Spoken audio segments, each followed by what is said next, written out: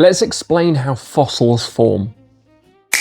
It probably isn't a mystery that at some point everything dies, right? And I understand and fully appreciate that this sounds somewhat grim. However, in actuality, nature is fairly good at eradicating more or less everything that shuffles off its mortal coil.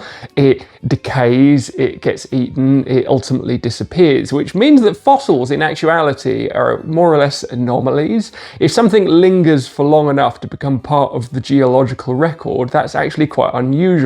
And this requires a process. So we're going to explain what that process of something turning into a fossil actually is.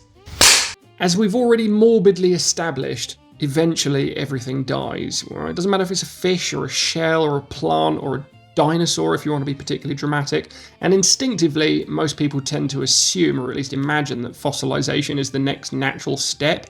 You know, animal dies, turns into a fossil, simple, fairly easy to wrap your head around. However, segue, that's not normally what happens. Normally dead things just disappear.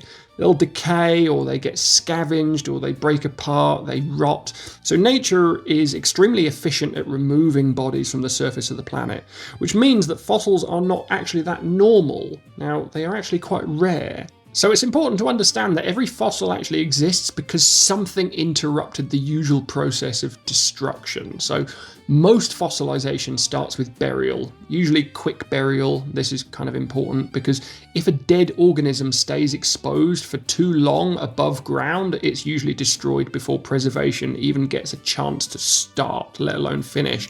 So environments where sediment builds rapidly are often very, very good ecosystems for fossil preservation. Things like river deltas, lake beds, floodplains, shallow seas, places where material settles continuously. Now, once buried, something very, very important happens. So the organism becomes separated from a lot of the processes that normally destroy it. So things like there being less oxygen, there's certainly less scavenging going on, and there's less physical disruption overall. And over time, the surrounding sediment continues building on top of it. So by virtue of this, pressure increases, minerals move through groundwater, and eventually parts of that organism may start being preserved or even replaced. Now, this is where people often misunderstand fossils, because fossils are not usually bones that lasted, which is generally the MO for people's description of what a bone, or at least a fossil, is. Most of the time, the original material changes substantially, sometimes completely. So what do I mean by this? Essentially, minerals slowly, often very, very, very slowly, replace the original structure while preserving its shape. So literally, this is atom by atom. So the chemistry changes, but the form itself remains, which is why some fossils preserve astonishing detail, shell patterns, wood grain, even microscopic structures sometimes, but not because the original material survived untouched, but because the structure was replicated during mineralization.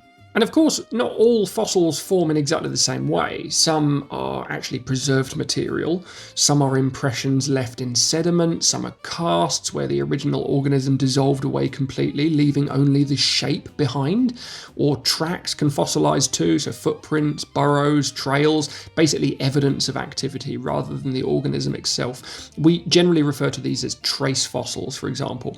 Now, this means fossils are not just remains, they are records of presence. Now, this is the part that's somewhat uncomfortable in comparison because fossilization, for want of a better word, is kind of biased. So hard parts preserve far better than soft parts. And what do I mean by hard parts? I mean things like shells, bones, teeth. These survive much more easily. Whereas flip it on its head and look at things like soft tissue, these usually disappear very, very quickly, which means that the fossil record is incomplete from the beginning. Entire ecosystems existed that left almost nothing behind, and even famous fossil sites are tiny fragments of ancient worlds. They're essentially snapshots. So this is why certain fossil discoveries become so important. It's occasionally why you see certain ones on the news from time to time, because occasionally the conditions are extraordinary. Rapid burial, very low oxygen, minimal disturbance, and suddenly soft tissue preservation actually becomes viable.